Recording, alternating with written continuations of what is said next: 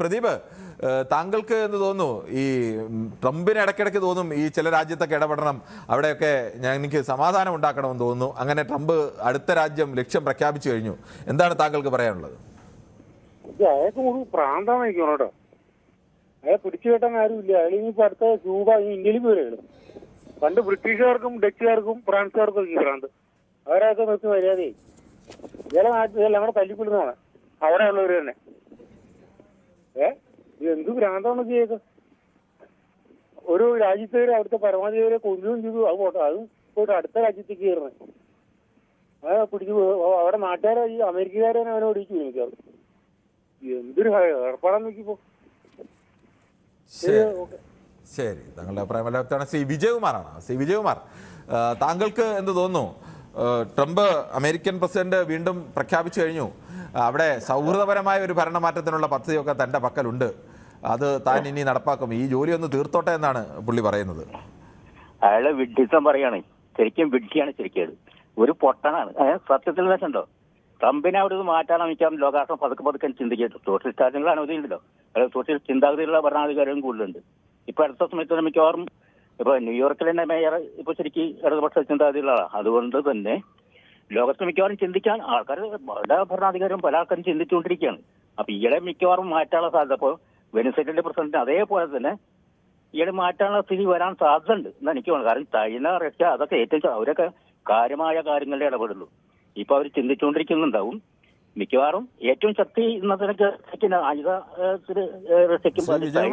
റഷ്യക്കൊക്കെ ഇപ്പോൾ അവര് 4 ദിവസം കൊണ്ട് യുക്രൈനെ തീർക്കാന്ന് പറഞ്ഞ് പോയതാണ്.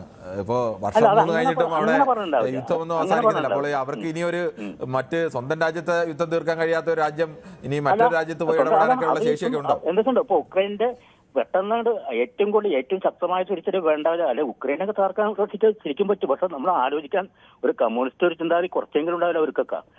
ആ സമയത്ത് ചൈനയ്ക്ക് അവിടെ ജനങ്ങൾ തന്നെ പട്ടാളക്കാരാണ്. എല്ലാവർക്കും ആയത് പ്രശ്നങ്ങളാണ്. അപ്പോൾ വിയറ്റ്നാമിലൊക്കെ സംഭവിച്ചത്. അപ്പൊ ഈ ട്രംപ് എനിക്ക് തോന്നുന്നത് ശരിക്കും ഒരു വെട്ടി അല്ലെങ്കിൽ പൊട്ടൻ ഒരു പാവാണെന്ന് എനിക്ക് തോന്നിയത്. ഇപ്പോഴത്തെ പ്രശ്നമൊക്കെ എന്തായാലും ഇങ്ങനെ കുറെ ചിന്തിക്കണം. പക്ഷെ അത് നടപ്പാക്കാൻ ബുദ്ധിമുട്ടാവും. മിക്കവാറും അയാളുടെ ഭരണത്തിൽ നിന്ന് മാറ്റാൻ സാധ്യത. ഞാൻ അന്ന് പറഞ്ഞ പോലെ തന്നെ ഇപ്പൊ ഒബാമ അല്ലെങ്കിൽ എബ്രഹാം ലിങ്കൺ അതുപോലുള്ള ആൾക്കാർ മാത്രമേ നല്ല പ്രസിഡന്റുമാരുണ്ടായിരുന്നു. മറ്റൊക്കെ ഇപ്പൊ ബുഷ് പോലുള്ള ആൾക്കാർക്ക് ഏറ്റവും മോശം. വ്യക്തമാണ്. ശ്രീ ജയകുമാറാണ് തിരുവനന്തപുരത്ത് നിന്ന്. ശ്രീ ജയകുമാർ, ഇന്നിപ്പോൾ ട്രംപിന്റെ പുതിയ ഭീഷണിയുടെ വാർത്തകളൊക്കെ പുറത്തു വരുന്നു. ഇറാൻ ഒന്ന് തീർത്താൽ ഞാൻ ഇനി ക്യൂബയിലേക്ക് കടക്കുകയാണ് എന്നൊക്കെ പറയുന്നു. എന്താണ് താങ്കളുടെ അഭിപ്രായം? നമസ്കാരം. നമസ്കാരം. ഞാൻ ഇന്ത്യ വിരുദ്ധനൊന്നും അല്ല. എന്നെ പാകിസ്ഥാനിലോട്ട് പോകാനും പറയരുത്.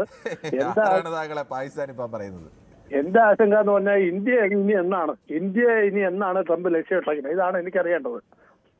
കാരണം ഈ തോന്നിവാസം കാണിച്ച് ഓരോരോ രാജ്യങ്ങളിലേക്ക് പോകുമ്പോൾ ഏതെങ്കിലും ഉത്തരവാദിത്തപ്പെട്ട 1-2 രാജ്യങ്ങൾ ചേർന്ന് ചൈനയ്ക്ക് ഒരു ചെറിയ സപ്പോർട്ട് ഉണ്ടായിരുന്നെങ്കിൽ അവരെന്തെങ്കിലും ചെയ്തേനെ. ഇതിപ്പോ അവരെ ഒറ്റപ്പെടുത്തി ഓരോരുത്തരെയും ഇങ്ങനെ ഒറ്റപ്പെടുത്തി കൊണ്ടുവന്നാൽ ഇത് ഇന്ത്യക്ക് എന്നാണ് ഇത് ഏഴാമത്തെ. നമ്മള് ജയകുമാർ പറഞ്ഞതുപോലെ തന്നെ പറയുന്നത് ശരിയാണോന്ന് അറിയില്ല. ഇതിൽ യുദ്ധത്തിന്റെ ഒരു ശാസ്ത്രത്വം അനുസരിച്ച് നമുക്ക് ഇവിടെ ആണവായുധങ്ങളുണ്ട്.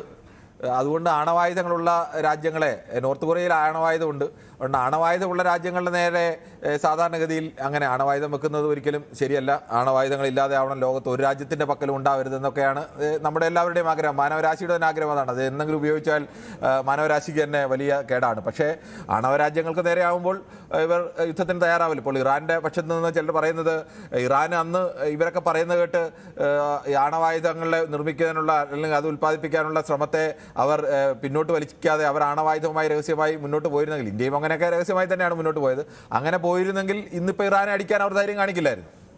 സാറേ എനിക്കത് വിശ്വസിക്കാൻ പറ്റില്ല. സാർ ഇപ്പൊ ഈ പറഞ്ഞത് എനിക്ക് വിശ്വസിക്കാൻ പറ്റില്ല.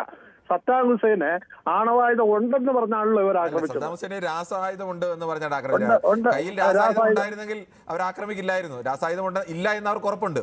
ഉണ്ട് എങ്കിൽ ഭയന്ന് ആക്രമിക്കില്ല. ഉണ്ടെന്ന് പറഞ്ഞാണല്ലോ ജനങ്ങളുടെ മുമ്പിൽ ഈ സദ്ദാം ഹുസൈനെ പിടിച്ചോണ്ട് വന്ന് അയാളെ കൊല്ലുകയൊക്കെ ചെയ്തത്. ഉണ്ടെന്ന് പറഞ്ഞാണല്ലോ. പിന്നെ എനിക്ക് പറയാനുള്ളത് സാറേ, ഈ മോദി ഈ ട്രംപ് കണ്ണുരുട്ടുമ്പോൾ ഇവിടെ ഇന്ത്യ പേടിക്കാൻ തുടങ്ങിയാൽ ഇതിനു മുമ്പ് ഇവിടെ പലരും ഭരിച്ചിട്ടുള്ളതാണ്. ഈ ആരെ സപ്പോർട്ട് ഉണ്ടെങ്കിൽ പോലും അമേരിക്കയുടെ ഒരു ഇതും ഇവിടെ നടക്കാൻ സാധിച്ചിട്ടില്ല. തക്ക മറുപടി പറയേണ്ടടുത്തുള്ള മറുപടി അപ്പം തന്നെ കൊടുക്കുകയും തടഞ്ഞു നിർത്തുകയും ചെയ്തിട്ടുണ്ട്. ഇതിപ്പോ ഇങ്ങനെയല്ല, പേടിച്ച് ഇങ്ങനെ എന്നാ റഷ്യ എണ്ണ വാങ്ങിക്കോ, ഇത് 2 മാസത്തേക്ക് വാങ്ങിക്കോ, 1 മാസത്തേക്ക് വാങ്ങിക്കോ എന്നൊക്കെ പറയുമ്പോഴത്തേക്ക് നമ്മളിത് ആരെയാണ് പേടിക്കുന്നത്? ഇത് എത്ര നാൾ നമ്മൾ മുമ്പോട്ട് പോകും എന്നാണ് എന്റെ ആശങ്ക സാറേ. ശരി, തെറ്റുണ്ടെങ്കിൽ ശ്രമിക്കാം. താങ്കളുടെ ആശങ്കയില്ലേ? യാതൊരു തെറ്റുമില്ല ശ്രീ